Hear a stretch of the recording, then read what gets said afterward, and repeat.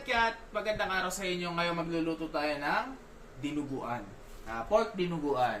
So ito, nagpapaedit na tayo dito ng ating kawali. Siyempre, magigisa tayo. Kaya lalagyan na natin siya ng mantika. Mantika, ayan. Hindi mo kailangan sobrang dami. Pero dinamihan ko. Ang galing. Ayan. Hayaan lang natin uminit ang ating mantika. Iwan ko lang yan dyan. Tatabi ko lang yung ating mantika dito sa isang gilid. Ayan, medyo ikalat lang natin yung pinaka-mantika sa buong pan or buong kawali. Ayan.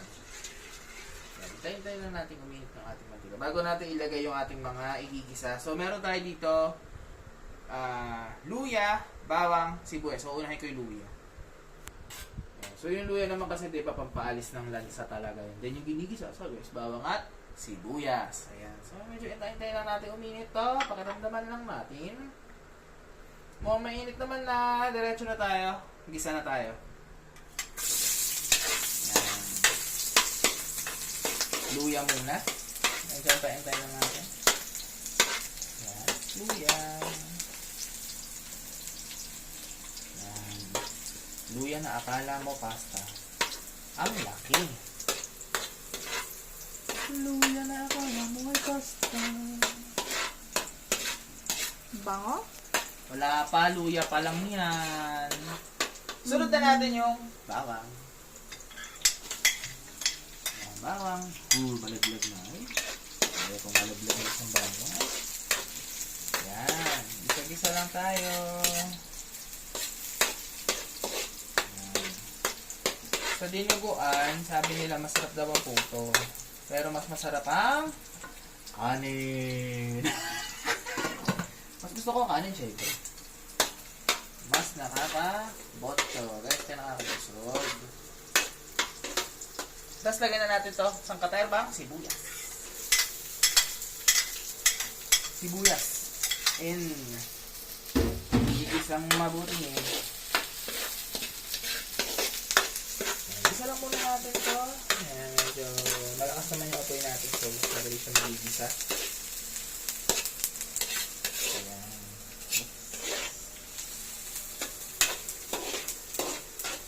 Kailan natin mag-isa to. Ayan. Pwede na to. Ito na yan. Bango? O, ito na yan. Kain na. Wala pa. Wala pa sahog yan. Ito pa lang yan. Yan na natin mag-isa.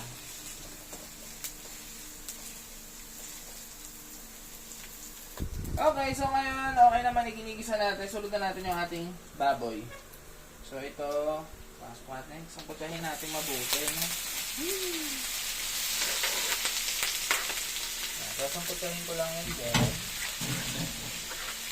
Hanggang sa mag-brown siya. Ayan.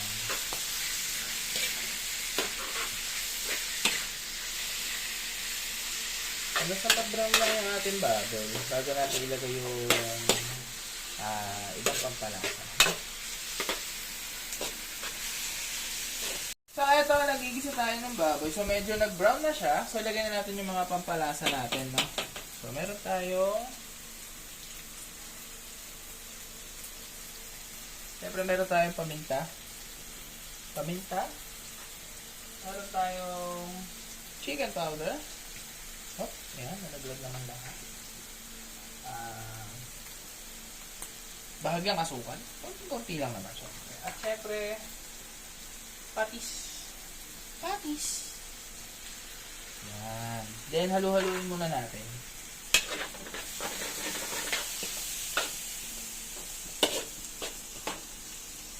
Meron din pala tayo dito, munti ko pa makalimutan ilagay, no? Pero haluin ko muna, no? Wait lang, haluin lang natin mabuti.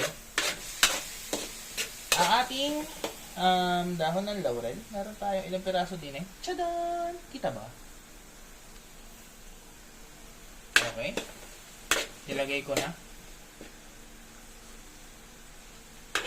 Pati itong ating cubes. Yung ating broth cubes. So, buksan ko lang. Hindi pa siya naka-open. Yan. Tambog ko na lang din eh. Yan. Kitang-kita nyo naman. Nalaglag siyang mag-isa doon. Galing, no? Nalaglag siyang mag-isa. Amazing.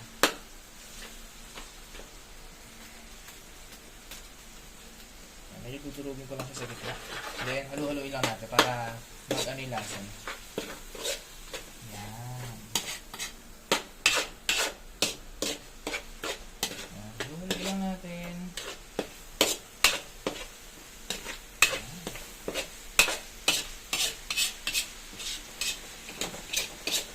At lalagyan natin ng konti tubig para lang ma-deglaze o yung mawala yung mga nakadikit-dikit doon sa ating pan.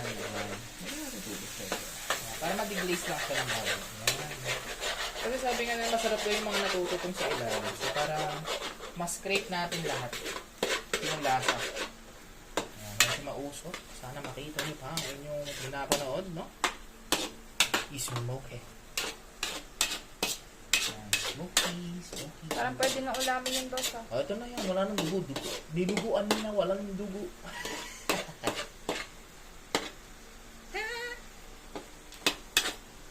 Ayan. So, ayan.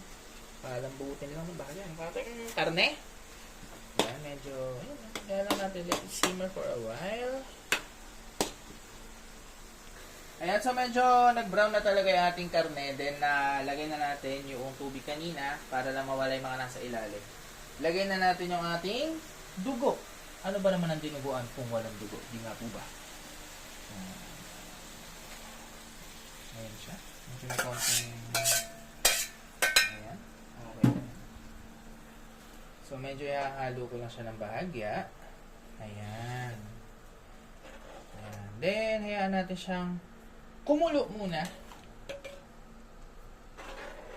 Siyempre, dinuguan, so kailangan meron niyang suka. Ayan. Makakala niyo walang suka. Siyempre meron.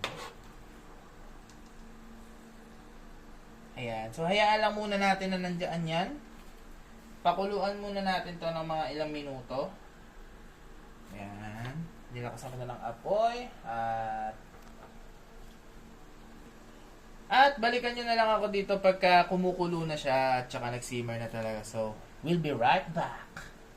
Ayan, at dahil kumukulo na yung ating dinuguan, so titikman na natin yan. Ayan, sa malinis na kutsara, syempre.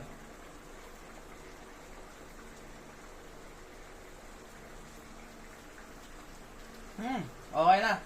Sarap na natin dinuguan. Tikman ko lang din kung malambot na yung ating karne. Or tayo na maliit lang. Yan.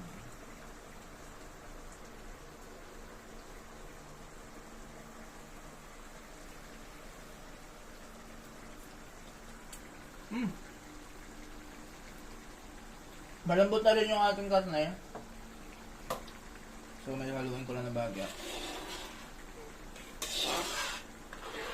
Sarap. Nakahanda na ang kanin. Masarap na to. Papatayin ko na yung apoy at tayo ay manananghalian na.